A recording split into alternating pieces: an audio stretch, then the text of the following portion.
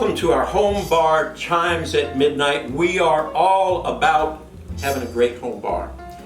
We're glad that you found your way here through YouTube. You can also find us at our website or in essays on Substack. We're going to describe what you need to have a great home bar, mostly that you have to think about it and not just hide it somewhere conveniently in your house.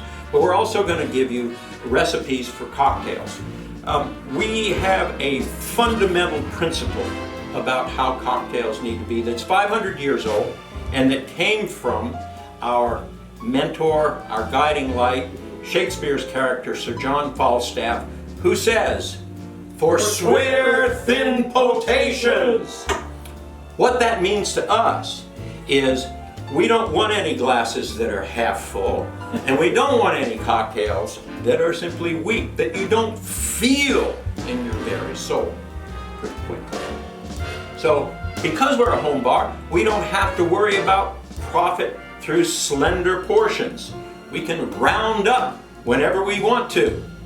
So today what we're going to do is give you an example of exactly that, and it's also a good example of how we like to think about cocktails. Before we do, let me introduce our head bartender, Al.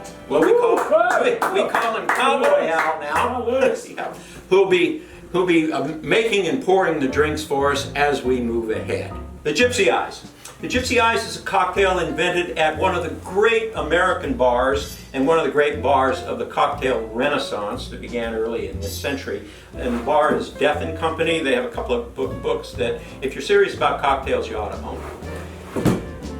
What we're going to do now is first give you the Death and Company recipe, and then we're going to give you the Chimes at Midnight recipe. And you'll see they're pretty different, and they produce pretty different results, and we'll explain why the results are important. So, the Death and Company recipe for a Gypsy Eyes. First thing we need is a half an ounce of Aperol. Aperol is an Amaro. It's very popular in the Aperol Spritz. You've probably had one of those. It's a great one. Simple syrup, half an ounce. Half an ounce of lime juice. And half an ounce of grapefruit juice. And, very important, the gin. Death and Company specifies beefeater, ounce and a half. And then what we need is a chartreuse rinse. So it's green chartreuse, a green chartreuse rinse. We'll demonstrate how we handle a rinse later on. And then, once all that is laid out and shaken, there you get a Gypsy Eyes as introduced to us by Death and Company. Now, we'd like to show you, and we'll make this one as we go, the same drink, but as we make it here and at Chimes at Midnight. So, we'll start with, instead of Aperol, Campari. And instead of a half an ounce, we're going to use a full ounce of Campari.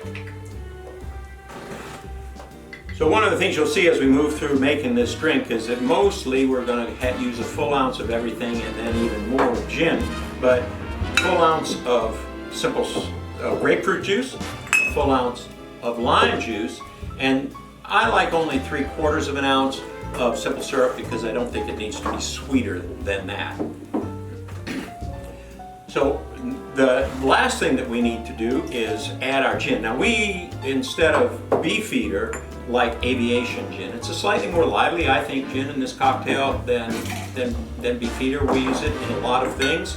And so here, we're going to use 2.5 ounces as opposed to 1.5 ounces of gin. You can see where we're headed. Well, look, see all that gin being poured into a drink that's ultimately going to belong to me. The last thing we need to do is have our chartreuse rinse. So Al's going to grab another coupe for us. We like to keep our coupes in the freezer. That way they're nice and chilled, and that makes for the drink last a little bit longer, and since we like to make big drinks, that's important to us. So here's our chartreuse rinse, green chartreuse. There we go. That's a very generous rinse. Obviously, it would be sinful to throw away a confection such as this made by monks, and it costs $70 a bottle. So when you have your own bar as opposed to a commercial bar, well, down the hatch. And now, the moment we've all been waiting for. Here comes the Chimes at Midnight Gypsy Eyes. Oh, that is a mighty beautiful cocktail. Now here's the challenging part. Can Al move that cocktail from that end of the bar to this end of the bar without spilling a drop so that you can get a clear comparison of the differences? Let's see what kind of a bartender he is. Well, pretty impressive there. So there it is. So you can see, well, you can see that when we say forsweareth in potations, what we mean is fill the glass up and make it strong. We think that this is an excellent cocktail in its Death and Company incarnation, but we think this is a better cocktail in our incarnation here at Chimes at Midnight. So we hope you'll come back and see us again, where we'll talk more about how to make variations on cocktails, among other things, all of them with the idea that we must forswear thin potations.